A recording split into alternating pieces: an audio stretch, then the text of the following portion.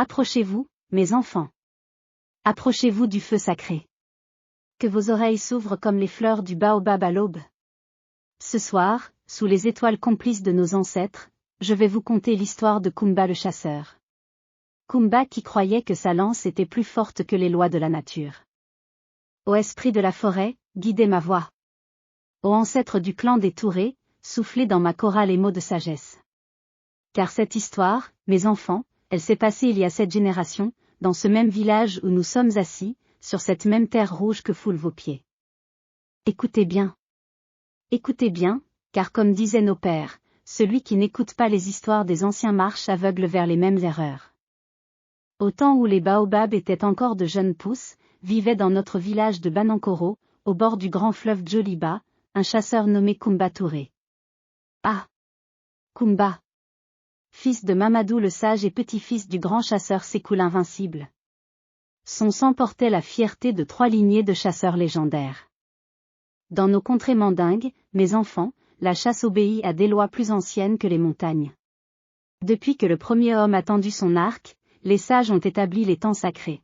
4 lunes de repos chaque année, quand les animaux donnent la vie, quand la terre-mère nourrit ses enfants. Pendant ces lunes sacrées, aucune flèche ne doit voler, aucun piège ne doit mordre. Car comme disent nos ancêtres, qui tue pendant que la vie naît, tue sa propre descendance. Kumba connaissait ces lois. Oh oui! Dès l'enfance, son père les lui avait gravées dans le cœur comme on grave les signes sacrés sur l'écorce du fromager. Mais voilà! Kumba était devenu le meilleur chasseur de tout le pays mandingue. Sa lance trouvait toujours sa cible, ses pièges ne mentaient jamais, sa connaissance de la brousse surpassait celle des vieux maîtres. Et quand un homme devient trop grand dans sa tête, mes enfants, il oublie que même le lion respecte la saison des naissances. Cette année-là, ô mes enfants, cette année-là fut particulière.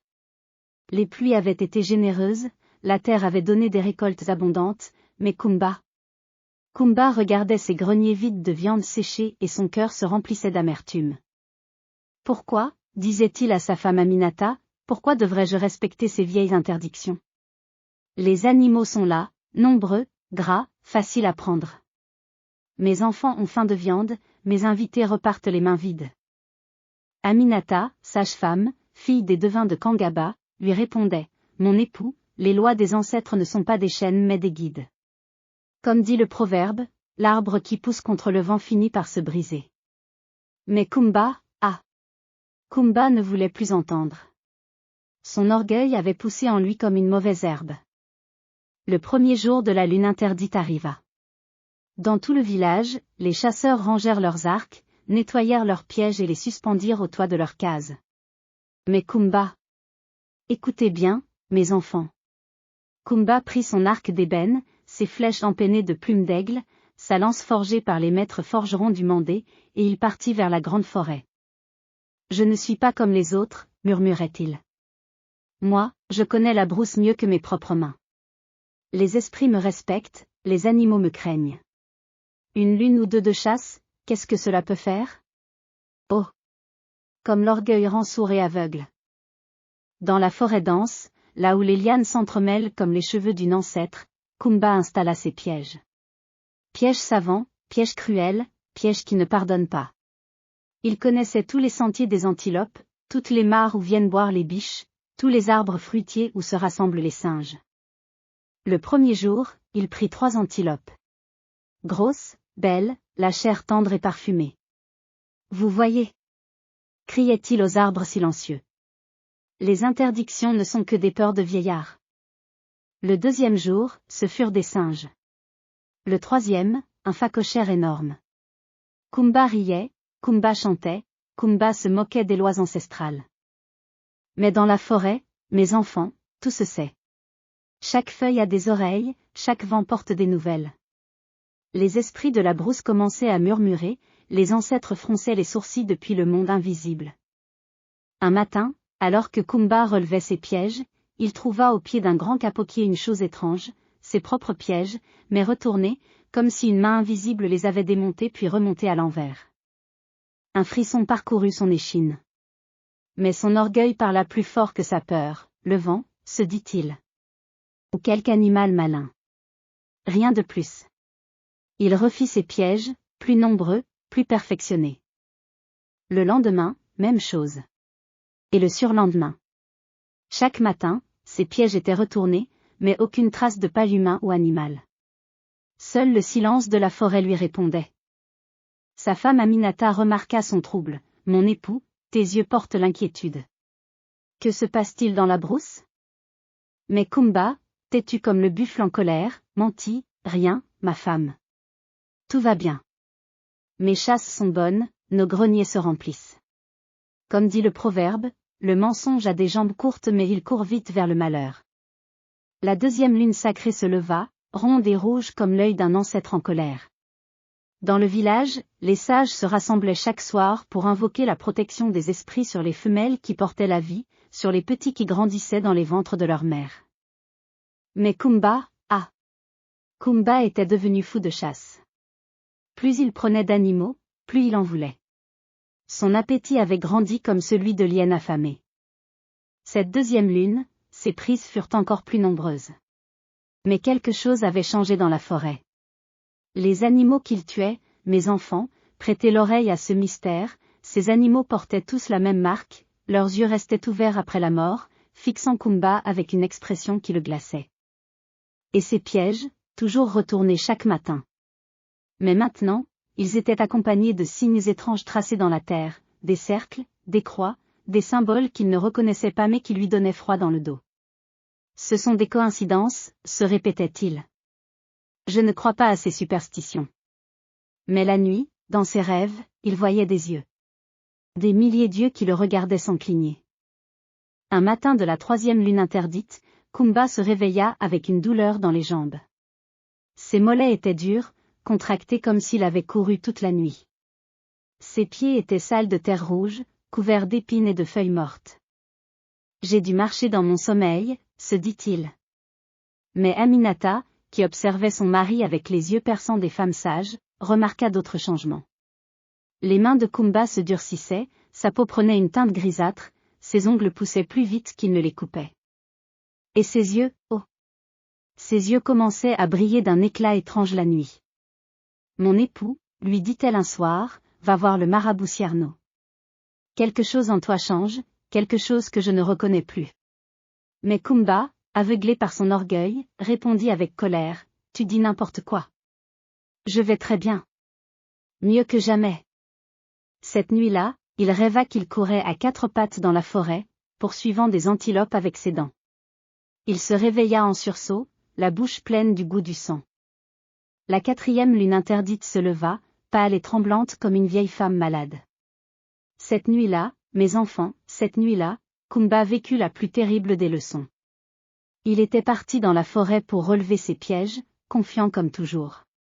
Mais quand il arriva au premier emplacement, il ne trouva pas ses pièges retournés. Non. Il trouva quelque chose de bien pire. Il trouva des pièges qu'il n'avait jamais construits. Des pièges faits exactement comme les siens, avec les mêmes nœuds, les mêmes techniques, mais dirigés vers les sentiers qu'il empruntait lui-même. Son sang se glaça. Il courut vers le deuxième emplacement. Même chose. Puis vers le troisième. Partout, ses propres pièges avaient été copiés et retournés contre lui. Qui fait cela ? Cria-t-il dans la forêt silencieuse. Montrez-vous. Je n'ai peur de personne. Mais seuls les échos lui répondirent, et dans ces échos, il entendit sa propre voix, déformée, sauvage, animale.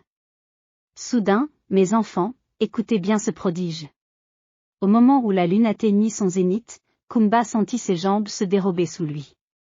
Ses mains touchèrent le sol, et elles y restèrent. Il ne pouvait plus se relever.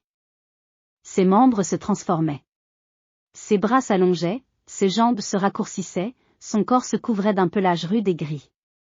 Sa voix devint un grognement, ses pensées se brouillèrent. Il était en train de devenir ce qu'il avait chassé, un sanglier sauvage. Dans cette forme animale, Kumba conservait juste assez de conscience humaine pour comprendre l'horreur de sa situation. Il était devenu sa propre proie. Car voyez-vous, mes enfants, les pièges qu'il découvrait partout dans la forêt, c'étaient les siens. Mais retournés par la justice des ancêtres. Chaque piège qu'il avait tendu pendant les lunes sacrées se retournait maintenant contre lui. Il courait à quatre pattes dans la forêt, poursuivi par ses propres techniques de chasse. Chaque sentier qu'il connaissait était devenu un danger, chaque cachette qu'il avait utilisée était devenue un piège. Et derrière lui, invisible mais bien présente, une meute de chasseurs fantômes utilisait contre lui toutes les ruses qu'il avait perfectionnées. Il entendait le sifflement de ses propres flèches, le claquement de ses propres pièges, l'appel de sa propre trompe de chasse. Toute la nuit, il fuit ainsi dans la forêt. Toute la nuit, il vécut la terreur de l'animal traqué, la panique de la proie qui sait que la mort la suit. Au petit matin, épuisé, transformé, il s'effondra près du grand fromager où il avait installé son premier piège interdit. C'est alors qu'apparut Cierno le marabout, accompagné du vieux chasseur Sékou et de plusieurs anciens du village. Ils avaient été avertis par les rêves, guidés par les esprits. Kumba, dit Cierno de sa voix grave comme le tonnerre lointain, Kumba, fils des Touré, regardez ce que votre orgueil a fait de vous. Dans cette forme de sanglier, Kumba pleurait des larmes humaines. Il voulait parler, s'excuser, demander pardon, mais seuls des grognements sortaient de sa gorge. Les lois de nos ancêtres, continua le marabout, ne sont pas des chaînes mais des protections. Elles protègent les animaux, certes, mais elles vous protègent aussi. Car celui qui tue sans respect finit par se tuer lui-même. Alors commença le grand rituel de purification. Toute la nuit, les anciens chantèrent les formules sacrées, brûlèrent les encens purificateurs, invoquèrent la clémence des esprits de la forêt. À l'aube de la 5e jour, quand le soleil perça enfin les brumes de la forêt, Kumba retrouva sa forme humaine. Mais mes enfants, écoutez bien, il n'était plus le même homme. Ses cheveux avaient blanchi, ses mains tremblaient, et dans ses yeux brillait désormais une sagesse douloureuse. Il avait vu la mort de près, il avait vécu la terreur de l'animal chassé, il avait compris. Le premier geste qu'il fit fut de se prosterner devant les anciens. Pardonnez-moi, père et mère de la sagesse. Pardonnez à ce fils orgueilleux qui a cru pouvoir défier les lois éternelles. Puis il se tourna vers la forêt et cria de toute sa force, Esprit de la brousse, animaux mes frères, pardonnez-moi. Je vous ai manqué de respect, j'ai souillé le pacte sacré qui unit l'homme à la nature. Ce jour-là, Kumba détruisit tous ses pièges, brisa ses flèches de chasse interdites, purifia sa lance dans les flammes sacrées. Il jura devant toute l'assemblée qu'il ne chasserait plus jamais pendant les lunes interdites, qu'il respecterait les temps de reproduction, qu'il ne prendrait que ce dont sa famille avait besoin. Et comme disent nos ancêtres, la vraie sagesse naît souvent de la vraie souffrance. Kumba devint le plus respectueux des chasseurs. Plus jamais il ne défia les lois ancestrales. Au contraire, il enseigna aux jeunes chasseurs l'importance du respect, de l'humilité, de l'harmonie avec la nature. Il vécut longtemps encore, et chaque fois qu'un jeune chasseur montrait des signes d'orgueil, chaque fois que quelqu'un voulait défier les interdits, on lui racontait l'histoire de Kumba. Car voyez-vous, mes enfants, cette histoire nous enseigne que l'homme et la nature ne sont pas ennemis. Nous sommes tous enfants de la même terre-mère, tous frères sous le même ciel. Les animaux nous nourrissent, certes, mais nous devons les respecter, leur laisser le temps de donner la vie, de perpétuer l'équilibre sacré. Kumba avait appris cette leçon de la manière la plus dure, en devenant lui-même ce qu'il chassait. Car comme dit le grand proverbe mandingue, qui sème le vent récolte la tempête, mais qui chasse sans respect devient la proie de ses propres pièges. Ainsi se termine l'histoire de Kumba le chasseur, mes enfants. Que cette histoire reste gravée dans vos cœurs comme les signes sacrés sur l'écorce du baobab. Retenez bien ceci, l'orgueil est comme l'éléphant fou qui détruit sa propre forêt. L'humilité, elle, est comme la graine qui devient grand arbre en respectant les saisons. Nos ancêtres, dans leur infinie sagesse, ont établi des lois non pas pour nous contraindre, mais pour nous protéger. Ces lois maintiennent l'équilibre entre l'homme et la nature, entre nos besoins et le respect du vivant. Aujourd'hui encore, mes enfants, dans nos chasses comme dans nos vies, souvenez-vous, nous ne sommes pas les maîtres de la nature, nous en sommes les gardiens. Nous devons prendre ce dont nous avons besoin, mais jamais plus. Nous devons respecter les temps de repos, les périodes sacrées, les cycles de la vie. Car celui qui oublie le respect se retrouvera face à ses propres pièges retournés contre lui. Que les ancêtres bénissent vos chasses futures. Qu'ils guident vos pas sur les sentiers de la sagesse. Qu'ils vous donnent la force de résister à l'orgueil et la grâce de rester humble devant les mystères de la création. Et maintenant, que chacun rentre dans sa case avec cette leçon dans le cœur. Que les mères la transmettent à leurs enfants, que les pères la gravent dans l'esprit de leurs fils. Car une histoire qui ne se transmet pas meurt, et avec elle meurt la sagesse qu'elle portait. Allez en paix, mes enfants. Allez avec la bénédiction des ancêtres et le respect de la nature dans vos cœurs. Que la paix des esprits accompagne vos songes.